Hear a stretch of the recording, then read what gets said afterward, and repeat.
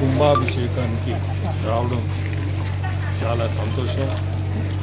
ఇటువంటి కార్యక్రమాలు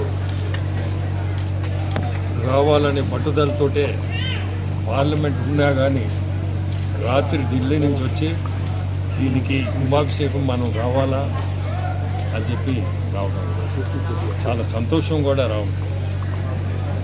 ఇది 800 సంవత్సరాల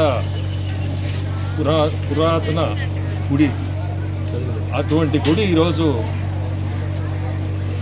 కుంభాభిషేకం మేము చేయగలుగుతున్నామంటే అదృష్టం. మన ఎండోమెంట్స్ మినిస్టర్ రామనారాయణ రెడ్డి గారు ఉంటే బాగుండేది. యాక్చువల్గా ఉన్నాడనే అనుకున్నాను, కానీ విజయవాడ ఆయన కూడా ఉంటే బాగుంటుంది. ఈ ఆత్మకూరికే ఇటువంటి గుడి ఉండడం చాలా సంతోషం. ఎందుకంటే వెంకటేశ్వర స్వామి రూపమే అటువంటిది. మేము వెంకటేశ్వర స్వామి భక్తులు. మాకు ఇటువంటి అదృష్టం వెంకటేశ్వర స్వామిని ఈ రూపంలో చూడడం కూడా మాకు ఆనందం. ఇటువంటి గుడిని వీళ్ళు పెద్దలు దీన్ని పట్టుదలగా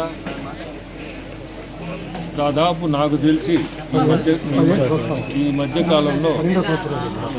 మధ్యకాలంలో చాలా ఖర్చు పెట్టి ఈ గుడికి కూడా ఎండోమెంట్స్ తరఫున కూడా దాదాపు 50 లక్షలు ఇచ్చినట్టున్నారు.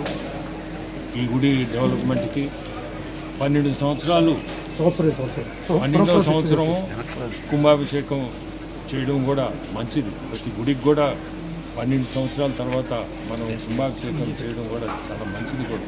కానీ మీరు చూస్తున్నారు ఆంధ్రప్రదేశ్లో ఈరోజు గుడ్లకి దాదాపు ఈ మధ్య కాలంలో 100 కోట్లు కేటాయించారు. పాల్గొనడం చాలా సంతోషంగా ఉంది.